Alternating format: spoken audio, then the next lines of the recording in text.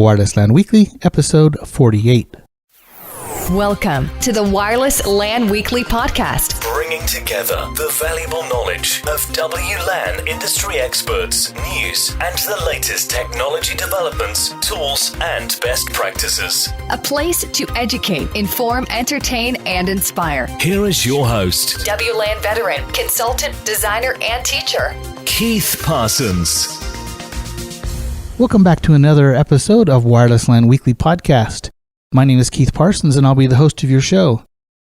Here at Wireless LAN Weekly, we don't normally do sponsored type events, so this isn't a sponsored event at all, but we happen to be having someone back from Airtight. Earlier, we had a discussion with Devin Aiken about how and why he went to Airtight. When I was on site at the Airtight facilities, I got a chance to interview David King. David King is going to give us a little bit of history about where we started in the wireless LAN industry. He was around a long time ago and is going to give us some feedback of what he did when he was with Proxim before. So we're glad to have David King join us for our main topic. Our tutorial topic, we're going to be talking a little bit about how the quality of cable changes its throughput and how the quality of wireless also changes our throughput. And then we have a WhoIs section on WhoIs Trent Cutler. Glad you could join us today. Let's enjoy the show. a word for the WLAN Geek Dictionary. Plenum Rated. A term used to describe a device that meets the Underwriter Laboratory standard as slow burning and fire resistance, and thus causing very little smoke. Plenum rating is required for access points and Ethernet cable and anything you need to put in the overhead ductwork that carries the building supply.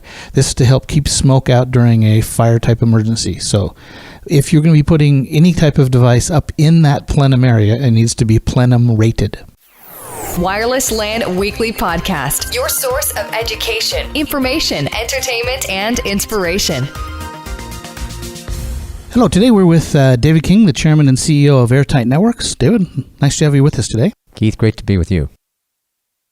Luckily, I was able to attend the session you did with Wireless Tech Field Day earlier this year and heard you talk about your history with Proxim and how you worked through the early years of Wi-Fi and on to Airtight Networks. And I thought our listeners would love to hear the same kind of story. So I was wondering if you could kind of repeat some of that, go back and tell us your history in Wi-Fi. I'll be happy to do that. Yeah, so I started with Proxim back in 1993. Actually, I think I joined in December of 92. And back in the day, the term Wi-Fi hadn't been invented. In fact, it was probably a good 6-7 plus years before it was invented. And at that time, there was a lot of small startups in the industry. There were a couple of giants like Motorola and NCR, before AT&T had bought NCR, who'd also been working on this technology called spread spectrum wireless LAN. And spread spectrum referred to a couple different modulation techniques. One, direct sequence, where essentially the data was scrambled and the signal was actually scrambled, and you would basically recompile it, if you will, if you want to put it that way, on the receiver end. The other was a technique called frequency hopping, where you modulate the signal and you hopped around in the frequency band that you were operating in. And those two different spread spectrum techniques had basically come about based on military technology from World War II. And after the FCC opened up the unlicensed bands in 1985, they kind of authorized people to use them. It took several years for these companies to actually develop technology that could actually implement spread spectrum system to take advantage of these license-free bands. The first band was 900 megahertz that people were focused on because you had pagers and early cellular systems, kind of analog and early digital cellular systems operating at the 800 megahertz frequency. So there were componentry available that you could design something at 900 megahertz. And at that time, the unlicensed applications were things like telemetry, kind of point-to-point telemetry for medical devices, field equipment. You had vehicle location tracking systems, believe it or not, baby monitors, cordless telephones. If people remember back, 15, 20 years, now we all have 5 gigahertz cordless phones. For a while, they were 2.4, but the band was pretty noisy. But the first phones were all 900 megahertz. So it was really called, by the time, we got to the mid-90s when, I got in the industry, it was called the garbage band because you had all of these, garage door openers, baby monitors, cordless phones, and lo and behold, these companies trying to develop high data rate wireless LANs. in the same frequency band. So when you say high data rate, what kind of speeds we're talking about as high data rate? Great question. So at that time, the speeds were like 100 kilobits per second was considered very, very fast, right? At that time, there were 19.2 modems, we were moving towards the world's 56K modems hadn't yet even existed. So 100 kilobits per second was considered very, very fast. And for a small telemetry application where you're just streaming a little bit of, serial data rate, it was plenty fast enough. But there was the need to try to push the speeds up. And in fact, when I joined Proxim in 1992, 1993, the whole game was, could we get this pushed up to like a megabit per second, or maybe even 2 megabits per second? What a radical concept. At the time, 10 megabit per second Ethernet was really becoming the dominant standard for local area networking. Devices like laptops had not yet been invented, believe it or not. They were luggable computers, but we were about to launch the first generation of laptops in the industry. And the whole point was, if you had a 10 megabit per second backbone wired network, a 1 to 2 megabit per second kind of link to extend that network into people thought conference rooms perhaps, or out on the factory floor where you had these applications that you might need a wireless device. That was really the model. If we could just get to 1 to 2 megabits per second, that would be plenty fast. And people thought at that time that would really be the limit of what you'd ever need, because who's ever going to go beyond 10 megabits per second on Ethernet? These portable computing devices, the laptop computers, these were $2,000, $3,000 devices. Even the ruggedized industrial barcode equipment that we were really enabling at the time, and medical devices, these were typically multi-$1,000 devices. They were portable in many cases, somewhat mobile. I think the data collection terminals were the most mobile device. You had people on factory floors and warehouses gathering data, scanning an item, sending the data back to a network.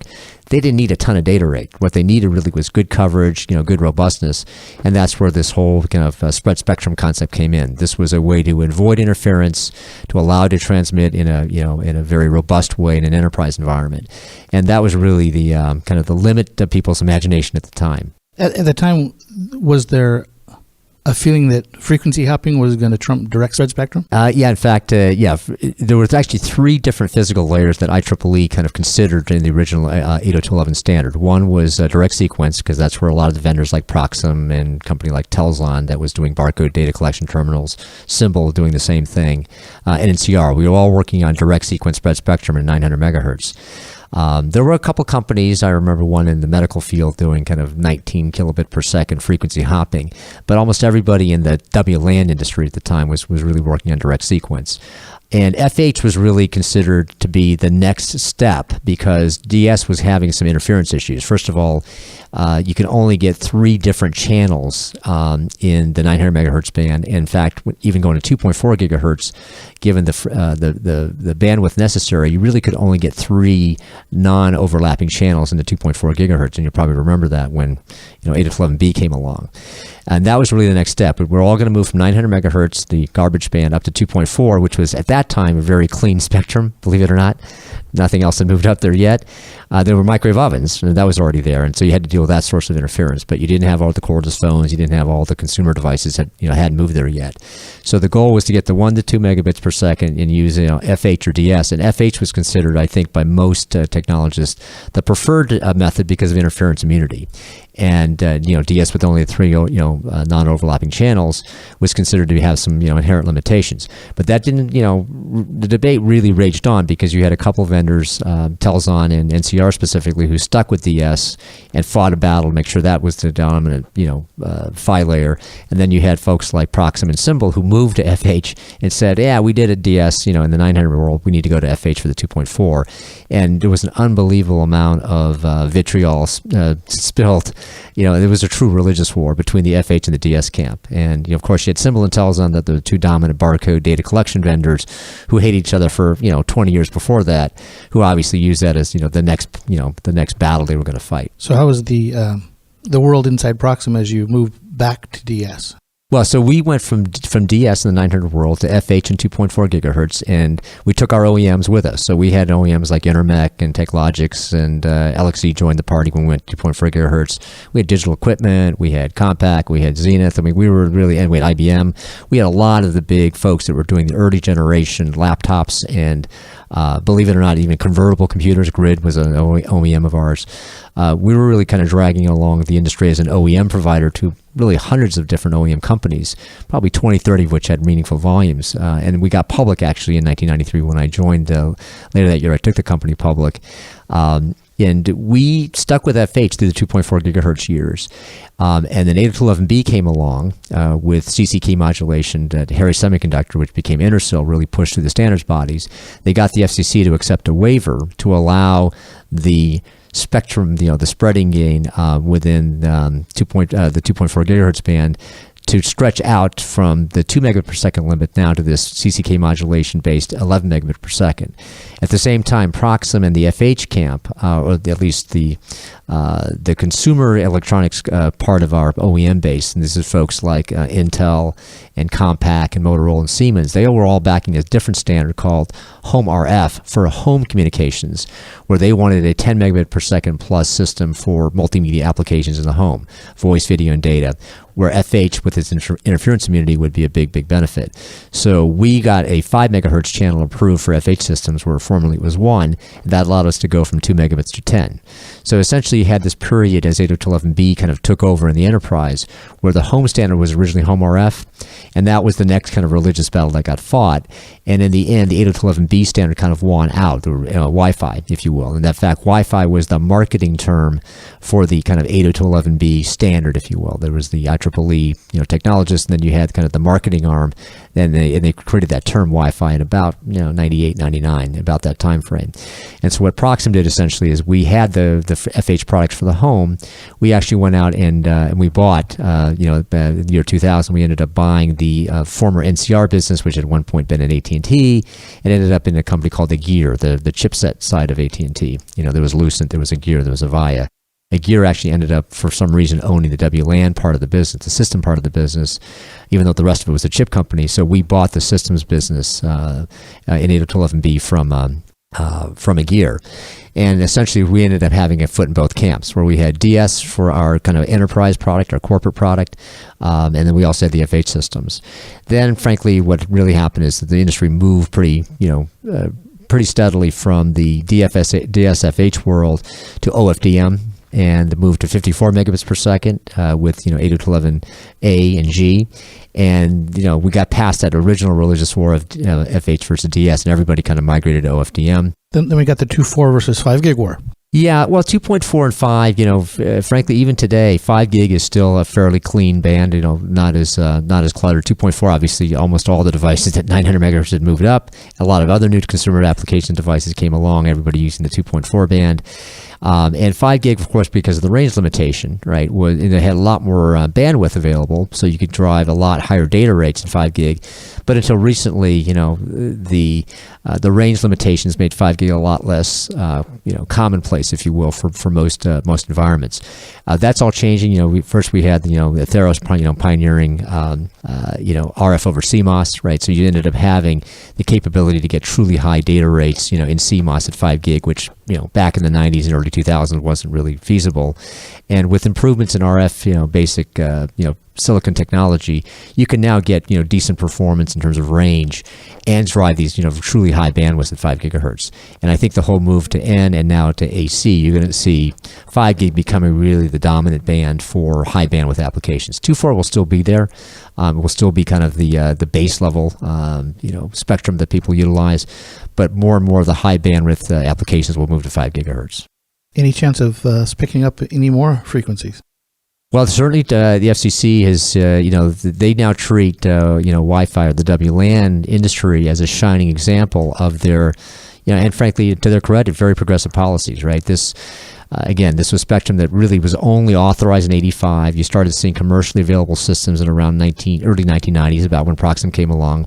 Now, 20 years later, you see the whole world is using WLAN spectrum, right? Every single consumer device on the planet, from your cell phone, your smartphone, your tablet, your iPod, everything. Yeah, exactly. Even your home appliances, everything's got a Wi-Fi chip in it now. And so it is a shining success story for the FCC, and they have become much more aggressive. not only about kind of repurposing and licensing off certain spectrum, for cellular operators, but they've gotten very aggressive in the last couple of administrations in pushing more and more unlicensed spectrum. So 60 gig was opened up for kind of, more point-to-point applications, although that's such high frequency, you're not going to get very good range for kind of a mobile environment. But they're also talking about other new frequency bands that they're going to potentially unlicense. Good to hear. Well, that's how you got to, ABGN. Right. Left Proxim, started up Airtight. Tell us about the whole Airtight launch. Well, candidly, when I left Proxim, I was approached by a lot of venture capitalists in the Valley to either start, another WLAN company or fix one. And actually, it was mostly fix them up because there were many, many kind of progenitors of Proxim in the early, success we had in the WLAN industry. There were a lot of startups at the time. This is around, 2000 to 2002 that had started up and that needed fixing. And I swore to myself I was never going back to the WLAN industry. Been there, done that. Thank you very much. I did meet a team of folks, though, from India that had done some phenomenal development work in visualization, planning, and locationing in the WLAN frequency bands as kind of a monitoring and kind of what I call foundational system for visualizing and monitoring the spectrum. And what I challenged that group of founders to do is, could you come up with a system that utilizes that technology but has a specific application? And the application I had in mind was security. Could you, in fact, by having the superior visualization and locationing capability, be able to really detect and block and locate a rogue device? Because I thought that was going to be one of the biggest problems that we're going to have is you're going to have so much WLAN, so many WLAN devices. How do you separate what's yours versus what's not yours? And how do you protect yourself from either intentional or unintentional, breaches of your security network, your security infrastructure because of Wi-Fi? That's kind of forward thinking. Back then, there was just barely WEP. It was the only security that was going on. So I'm impressed that you thought about that issue long before it actually was a problem. Well, actually, funny enough, in the days of Proxim, we were one of the early, I guess, I wouldn't say cynics, but we were certainly critics of a lot of the choices that were made in the early days of the spec. There was some very strange choices like picking WEP, which had, by the way, already been broken when they picked it back in 1994 as part of the Mac, as part of the standard, and by 96 when it was approved. They picked, they basically hadn't fixed the multimedia problem, right? So we had all of these committees 802.11e and I that were there to fix the problems in the spec that were taking years to fix. In fact, there was a whole generation of wire security startups before Airtight came along. There were companies like Cranet and ReefEdge and BlueSocket that were basically designing these wireless gateways to encrypt the all the traffic in a separate gate with kind of a shadow infrastructure where all the traffic would be tunneled to this encrypted system and come back to the network, which was really kind of goofy, right? They really, ultimately should have fixed it. Oh, yeah. Colubris at the same time was doing that same VPN-ness over the... Yeah, but Colubris was really more of a WLAN access for kind of like the hotspot environments of the time. These companies were really dedicated to fixing the problems with WEP. And so, my belief, in fact, I steered a lot of VCs in this direction, is, don't bet on, this approach of a separate gateway infrastructure to encrypt the traffic, because who's going to need kind of a shadow infrastructure on top of a WLAN on top of a network? It's got to get fixed in the standard, was my belief, and then ultimately it was, right? So we came along with, there were a lot of interim steps like WPA, but WPA2 was really, there was, Cisco had come up with CCX and some proprietary implementations to get you, the TKIP and a lot of that to get you to the ultimate goal. But the ultimate goal was in fact, AES level encryption, which we have with WPA2. So eventually the standards bodies kind of fixed it, and you don't need a separate infrastructure to encrypt your WLAN anymore, right? In fact, that never really took off. But what I saw when I left Proxim in the kind of 2000 period is that's not the only security problem, right? I mean, the bigger problem is how do you define and monitor and manage your own network?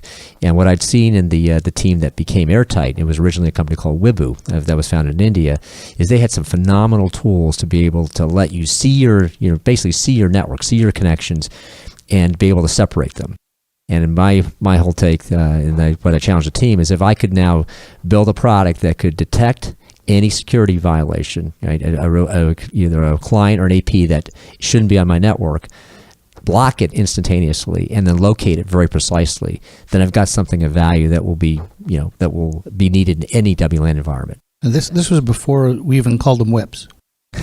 Well, it was called WIDs, believe it WIDs. or not. Exactly. There were a couple of companies that already existed. Actually, there were several startups, most of them with air in their name. There was Air Defense, there was Air Magnet, there was a company called Network Chemistry, there was a group out of UK called RedM.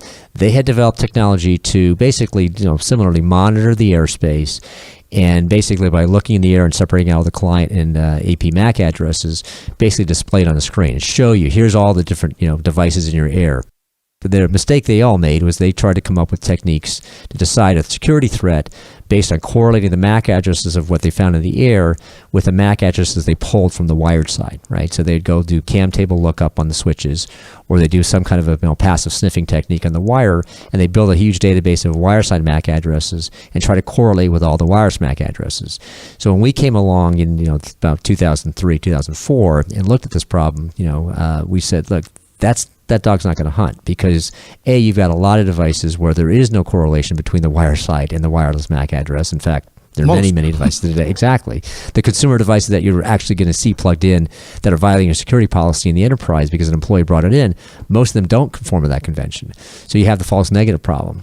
The bigger problem is if you take this MAC adjacency or MAC correlation technique to try to decide if you have a rogue device plugged into your network, you're going to have tons of false positives, right? You're going to see devices pop up that may or may not conform, they don't meet your MAC adjacency test, but there's strong signal strength. They're a new device. You've never seen it before. And because MAC adjacency doesn't exist in every device, you have to send an alert. You have to tell the user, go pay attention, go look at that device. Well, in fact, it's a neighbor. Way too many. Right. I mean, exactly. Today, with everybody's smartphone having it, you have hundreds of devices that are not plugged in your network wandering around that may or may not meet that test. And so what we wanted to solve fundamentally was a system that could not only eliminate the false negative problem, but could eliminate the false positive problem, which is a bigger problem to solve.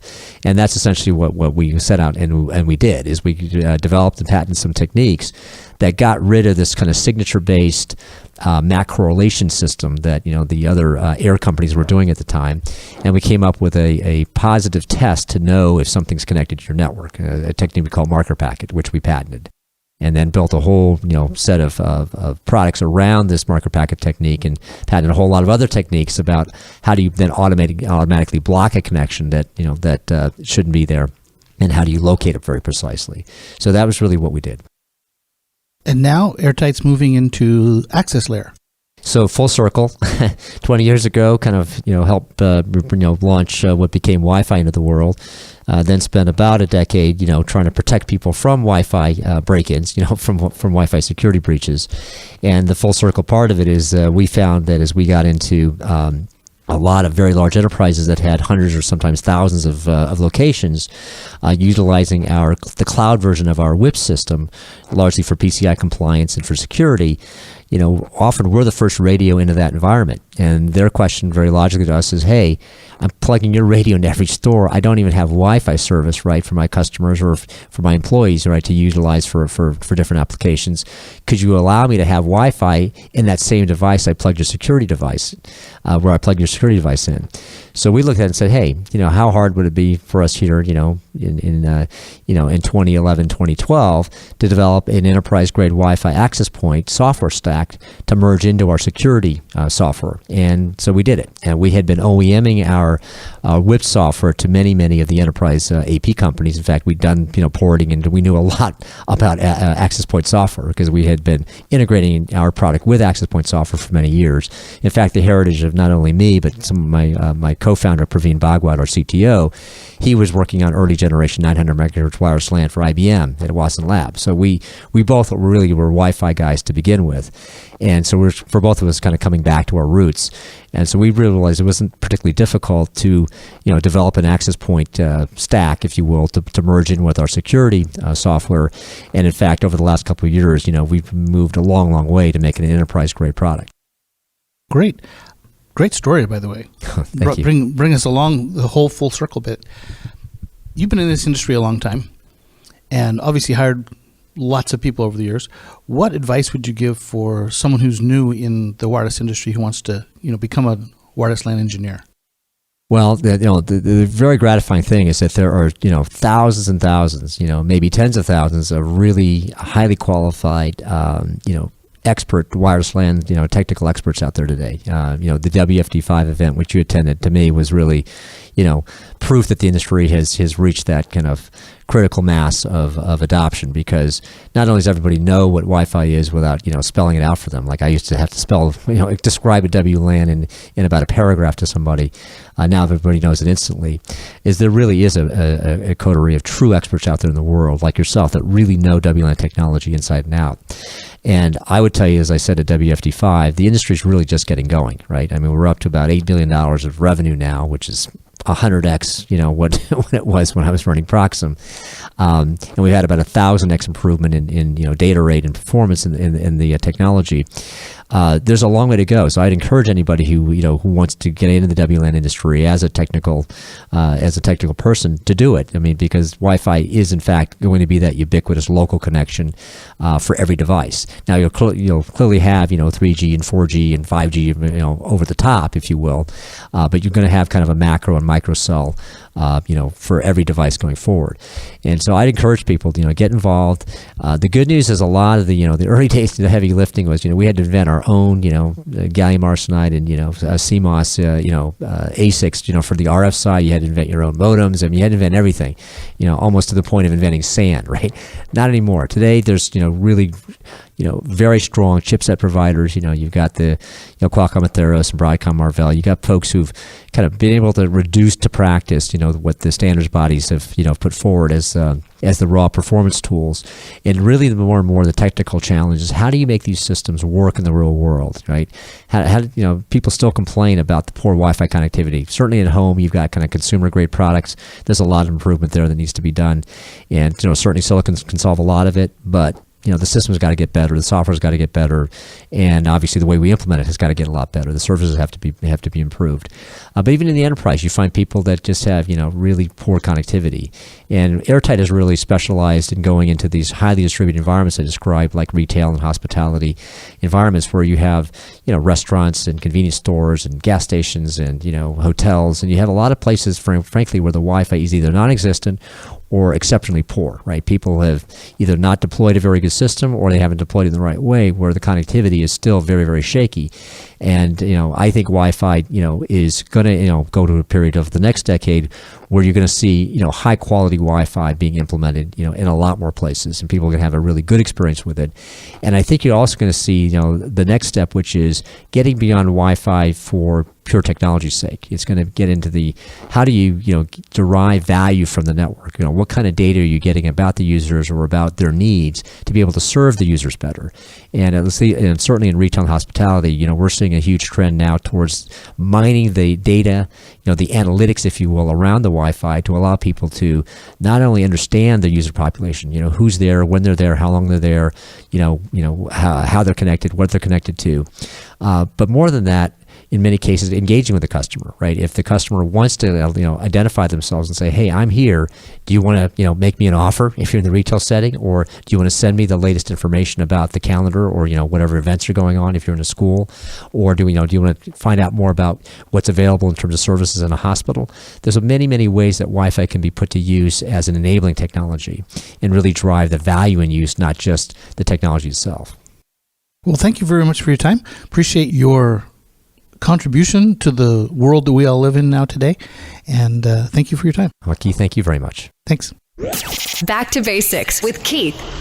In this episode, we have another tutorial topic on quality of cable.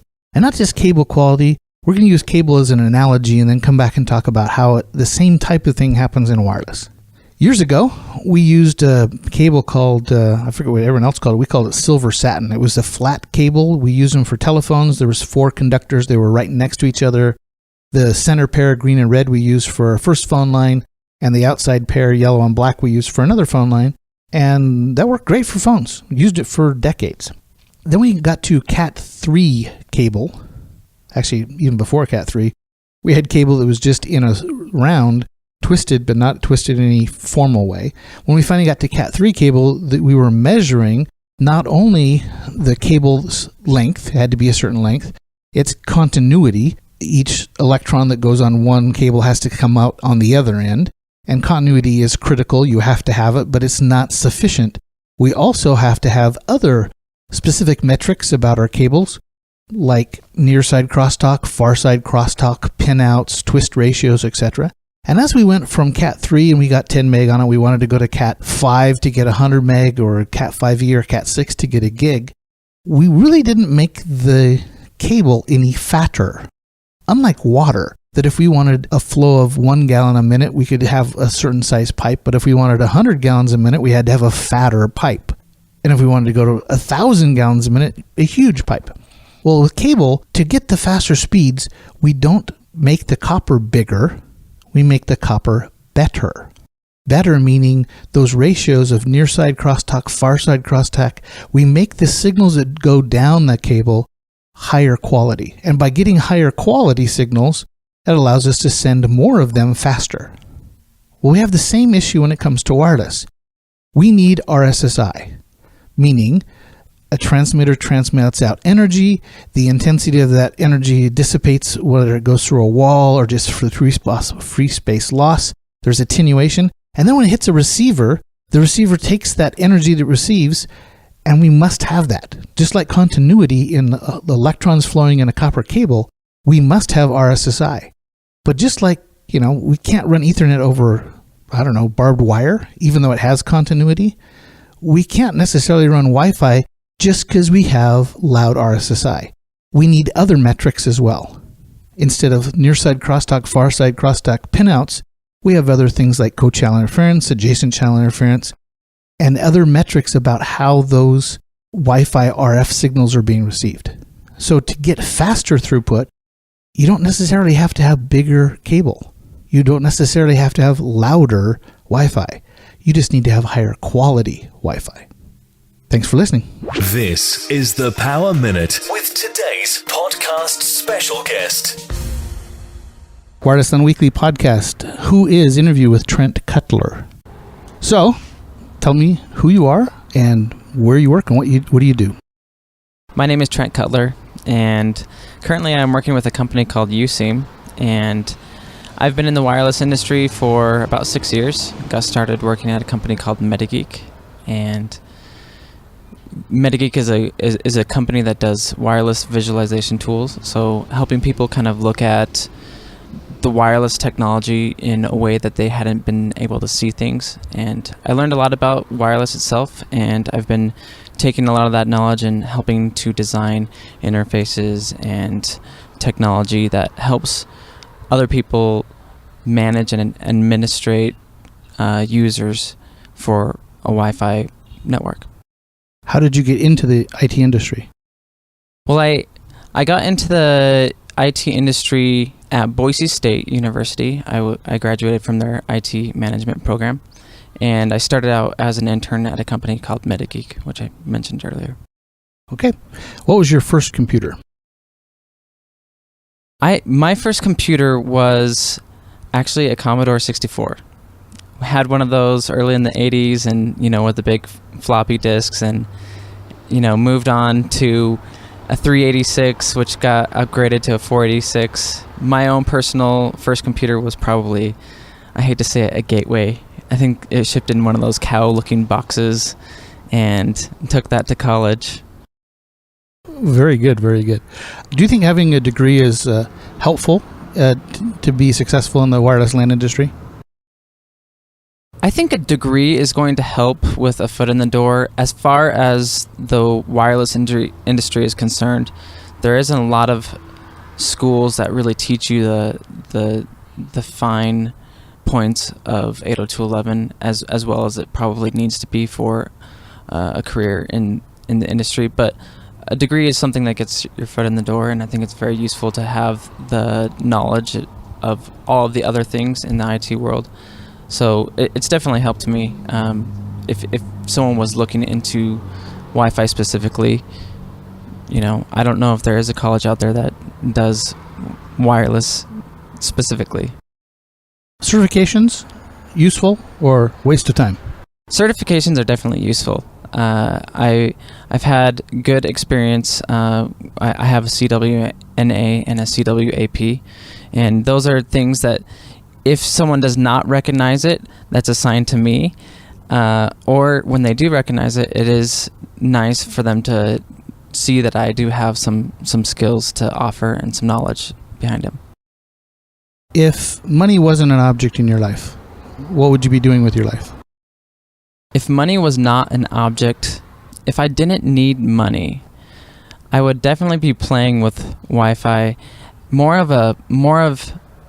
like a platform for fun things. What kind of new things can I do with wireless? Sending video or doing, like, I've always kind of wanted to have kind of like hotspot radio where it's multicast radio, and you go in there and your iPhone will just say, listen to this stream, and it's, local artists from this one, just kind of like fun things. I think Wi-Fi can enable a lot more than what we're doing with it now, so I would chase after something like that. How important has social media, blogging, and Twitter been in your career? Very, very helpful. I think that is one of those I don't think a lot of people appreciate how important it is to be networked and connected with other professionals in an industry. So there's a lot of people you can learn from, and the conversations that happen in the social space really kind of help you see every single side to whether it's marketing bias or not in a vendor heavy world.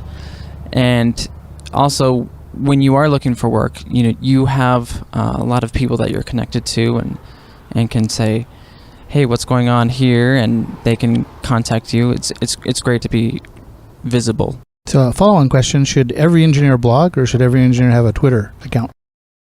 I think every engineer should be doing both. Blogging, whether you're doing it to be read, it's also helpful to the community, because if you solve some sort of problem, you make it available to someone else in case they may stumble across the same thing. It's also good for your reputation. Some people may be able to find what you've written and see what you have to offer. Twitter is a great place for conversations. Short little conversations. It forces people to be a little bit more concise, and sometimes it's a good thing, sometimes it's a bad thing. Mac or PC?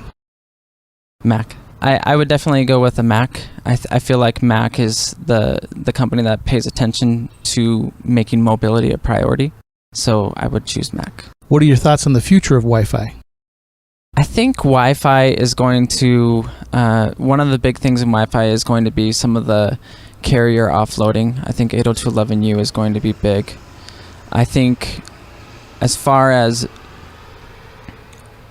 video streaming, I think Wi-Fi has a lot to offer in office environments and classrooms. How can you get a video or project what you see on your screen to another screen or backdrop? I think that's going to be a big place for Wi-Fi. Something special about you. What makes you unique? Hobbies, life?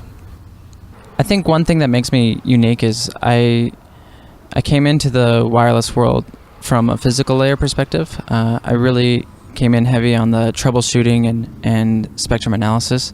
So I've seen some of the craziest things that really drive engineers crazy, because some people troubleshoot issues, from the IP side and then to the MAC address side.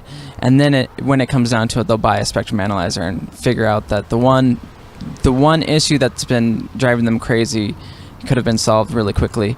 And I have a very good knowledge base of different types of interference and little tricks to find those things. So I feel like because I had that experience, I know that I can just pull open a spectrum analyzer and just kind of get an idea of the environment, whether one channel is hot and heavy versus another one being very clear. So I like to look at the spectrum first. That's good, and that's a good, unique thing. If you could go back and talk to yourself 10 years ago, what advice would you give to yourself? If I were to go back 10 years ago, I wanted to be a dentist.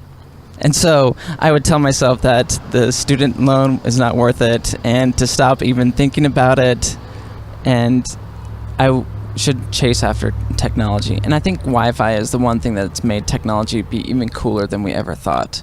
it's wireless, like it's magic, right? What advice would you give someone who's just brand new in the wants to become a wireless engineer? What kind of advice would you share with them? I would definitely say, get the tools that let you see things, and get a lab going so that you can actually practice and play and experiment. That's how I learned, just in Wireshark. I learned how a lot of the 802.11 works and went through it frame by frame, looking at different scenarios, and it's interesting to see what you can't see based on where you're capturing from. And I think just actually doing it forces you to learn about the true nature of Wi-Fi. All right. Thank you very much. Wireless LAN Weekly Podcast, your source of education, information, entertainment, and inspiration. Well, welcome back after listening to all the podcast sessions today. We're glad we were able to hear a little bit about David King and the history of wireless LANs. We heard a little bit about cable quality and how it relates to wireless quality and the throughput numbers that come off there. And we found out who is Trent Cutler. Thanks again for listening to the show. We're glad you're with us. We'll be back next week with another episode. Thank you. Thank you for listening to the Wireless LAN Weekly Podcast. Head to WLANpros.com for this episode's show notes and the latest industry news. Connect today, WLANpros.com. A place to educate, inform,